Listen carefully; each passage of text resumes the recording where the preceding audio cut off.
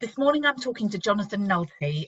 Jonathan Nulty runs Vice Puddings Ltd, and for those people who live locally in the area, I'm sure you will have seen Jonathan in different ways, doing food fairs, running his restaurant. So Jonathan, thank you so much for being with us. I'm very aware that some of our students are interested in catering. They're interested in what you do, but they're concerned because of the situation we're in at the moment and how that impacts. And you've obviously diversified a lot in your business. I'm really keen to sort of share that with the students. Can you tell us a bit about what you do in your business and how this situation has impacted you? Yeah, well, it's been a long journey of the last 8 years, covering all aspects of catering, really. We started, I left my professional career as an accountant and financial director and started my own cake business. So that was where Vice Puddings came from. So that was just baking cakes at home, selling those to members of the public, and then moving on to sell those on to coffee shops and restaurants and things like that. We then added a supper club where people came into our home and dined, 12 people at a time, and we sort of turned our home into a mini restaurant. We then moved into street food, and that was doing both savoury and sweet, from a little gazebo with outdoor cooking equipment. We then built that into an event where there were several street food stalls and some live music. That was called Sundowners. And then I finally took the leap and bought a restaurant, which is what we have now, the Dining Room in Worthing, where we do fine dining. But all those other things, we've never let anything drop. We've kept those. So that means that at any one time, however the situation needs to be changed, if there's a lull in cakes, we can switch over to street food. And that with the COVID-19 crisis, we've been ideally placed to be able to be really flexible. And I think with catering and with a lot of businesses, the key is to be as flexible as possible. Always look for those new little opportunities. So obviously with COVID-19, we had to close the restaurant. People weren't allowed to come in and be that close together. So straight away, we switched to doing home delivery. We're lucky enough that we've got a van and large cars. And so we switched immediately. We didn't decide to go down the hot food route. We did food that was prepared as almost like a ready meal, but of a much higher quality, that we would deliver to the door, and then people would reheat themselves. And even within that, we started small with pies and mash and peas and a few curries. And now on top of that, we also do fancy 3-course meals. So it's always just looking to change and be very responsive to what customers are telling you and what customers are saying they might need. So we were finding that a lot of people were having birthdays and wedding anniversaries, and obviously pie and mash for your birthday might not be what you want. So we decided to go to more 3-course meals and fancy stuff as well. And now the summer's come, we've changed again. Pies are more wintry, so now we've moved to Mediterranean, Metsy, Middle Eastern food. So it's just always being ready to change and being open to change and being that flexibility. Another thing that you've done a lot of, I know, because I've been lucky enough to sample your wonderful afternoon teas. You've been doing a lot of scones, cakes, afternoon teas, and delivering those, haven't you? Yeah, and that was because the change happened around Mother's Day, and we were already doing afternoon teas for Mother's Day in the restaurant. As soon as we knew we weren't going to be able to do that because the restaurant was closed, we said, well, we can deliver it to your house. And then people got to hear about that. And then, well, the whole country went cream tea and afternoon tea crazy. And we were just there at the right time, sort of leading the way. And even now, it's people are still ordering afternoon tea every weekend. And afternoon tea is a great thing because it's fairly simple in terms of what you put together. The profit margins are pretty good, but people still get to feel that they've had a real treat because although it is simple, there's lots of elements to it. So people, rather than do it themselves at home, that would be quite a lot of work. Finding people like us to do it for them just makes life easier. And it's the kind of thing that you can trial with at home. There's always lots of recipes on the internet and books for you to try at home with cakes. And scones are quite easy as long as you follow the golden rules. I won't give you those now, but Yeah, even I can make a good way scone. to start. Fantastic. I can Even make a Becky can scone, make a scone. and I'm Good. not a baker, so yeah, fantastic. Actually, that leads on nicely to our students at Shoreham and at other schools who have finished their qualifications, want to get into employment. Some of them are really interested in catering, but they're stuck at home for a bit. What sorts of things would you recommend that they could be doing at the moment to really give them a better chance in your industry? It's the same with most jobs and careers and talents and things. It's not all about talent. It's having that time to practice. And I think with catering, that is definitely the key. Always practicing things, experimenting as well, because you can make some fantastic discoveries almost by accident. And the great thing about catering is everyone's got a kitchen in their home.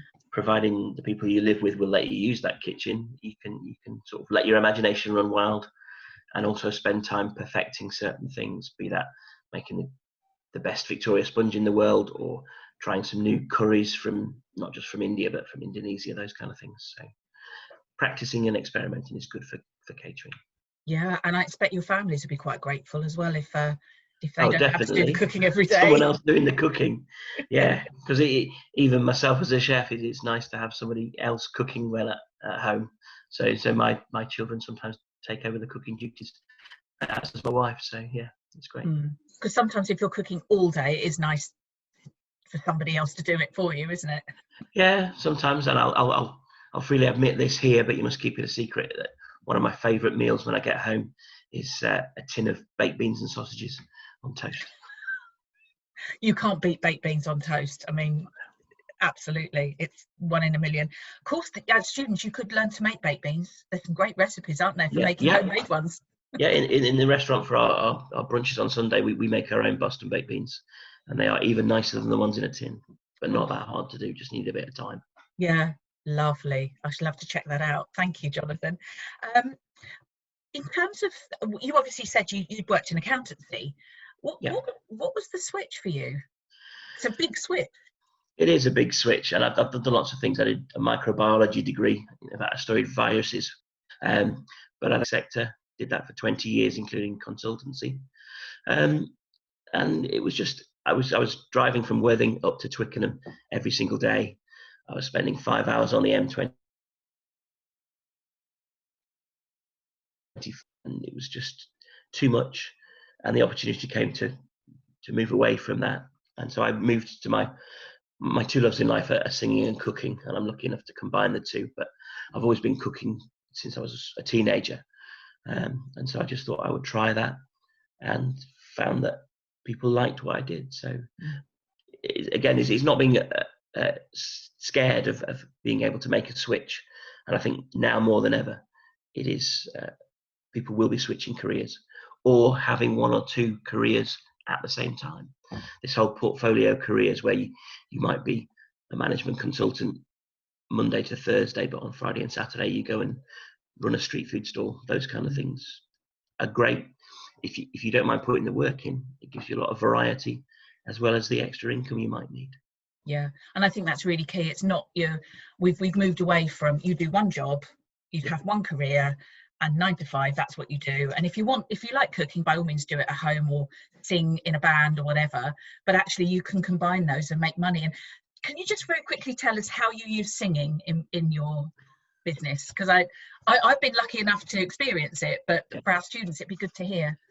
Well, as I said, I was commuting from Worthing to Twickenham every day, and to relieve the boredom I just put on Frank Sinatra albums, Michael Bublé albums, and then moved on to putting backing tracks on in the car, and just learned that music and got to the point where I knew 300 songs off by heart, and that almost became muscle memory, so I didn't need to think about the singing, so I could do other things. So I found that I can sing whilst playing table tennis, but the key thing was that I found I could cook and sing at the same time, and there's no one else in this country, maybe not even in the world, that seems to do that. So obviously the other great thing about business is to find your unique selling point. So mine is the fact that I can sing and cook at the same time, and it seems to be working as a USP for me now.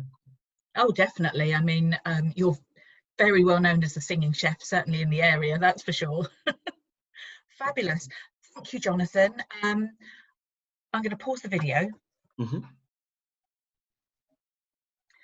So, SAN trainees, we've got Jonathan with us again. You may remember in the first week, you did the lovely video from your kitchen, and told us a little bit about what you do, which, and obviously over the last few weeks, you've been doing all sorts of things to keep going in this difficult situation.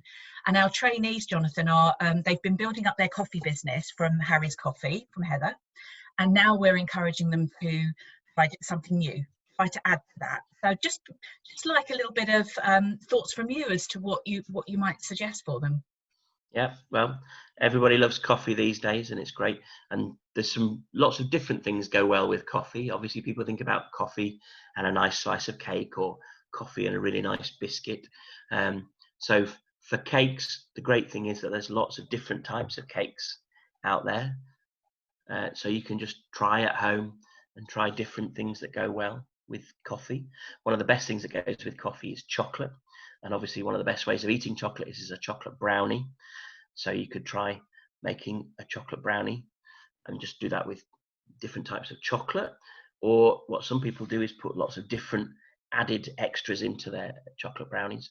So you could find your favorite chocolate bar, mix that into the brownie mix, or sweets, biscuits, those kind of things. Some people put Oreos, some people put Lotus spicy biscuits in there. So there's lots of things you can experiment just with brownies.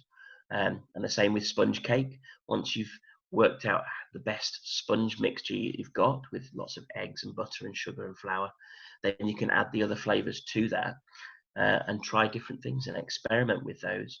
So you could have mint and lime, and you can have blueberry and lemon, raspberry and white chocolate, all those kind of different things would be great. And the same with biscuits. You can do a basic biscuit that's just flavored with vanilla, and then you can add things to that, or put two biscuits together and make some kind of biscuit sandwich. So those are the sweet things you can do. And then savory wise, people sometimes like something savory with their cup of coffee. And one of the best things we've found is that you can just easily get some puff pastry from the supermarket or from the shops, and then decide what's going to go inside that and make your own pasties. So you could have cheese and onion pasty, a sausage roll, different types of meat in there. And the sausage rolls are great because, again, you can have plain sausage meat, or you can add different things. You can add different herbs. You could put different fruits in there, a little bit of apple, a little bit of apricot, all those kind of things. So those are three completely different things, types of thing, where you can try lots of different versions of those and see what works best for you and which ones go best with the coffee. And because you can make all of those at home in your kitchens, with maybe your parents helping or your friends, you can just try and experiment and find what works for you. And we always say to the trainees, it's okay if it doesn't work right the first time. I was interviewing a lady called Carol who runs Grain Waves, so you may know Carol if you make Yes, I know cakes. Carol. And she was saying, you know, her first loaf of bread wasn't perfect, and Heather was saying her first coffee wasn't perfect. And I'm sure for you, Jonathan, the first time you made something, it wasn't perfect, and no, you got feedback. I'm never making cheese and onion brownies again. They really didn't work. That sounds interesting. Yeah, maybe not. One thing I'd just like to ask before we lose you, Jonathan. My cakes never quite work out right. They fall. What am I doing wrong? What is it that makes a cake nice and light and nice and lifted?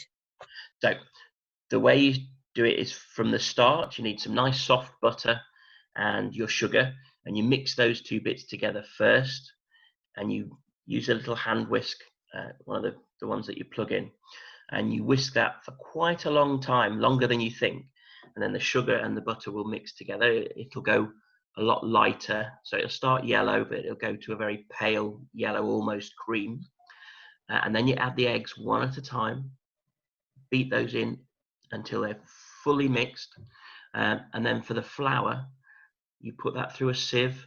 You hold the sieve quite high and tap the sieve, and that gets some air in as the flour falls into the mixture. And then instead of whisking that in, you get a metal spoon or a spatula, and you do a little figure of 8, and it's called folding. You sort of bring the flour from the bottom of the bowl up over just gently fold that in. And that way you keep the air in, because if you still use the hand mixer, that will beat all the air out of it, so it won't be light and fluffy. So it's just taking that little bit of care and doing it as 3 different eggs, then flour. Yeah. And being then patient with the oven as well. I think I can sometimes be a bit impatient and open the door too early. Yes, no, once it's in the oven, set it for the time that it says, and don't open the oven until it's finished. Don't open the oven. That's very good advice. Excellent. And then if you get good at that, maybe you can come and work for me. Fantastic.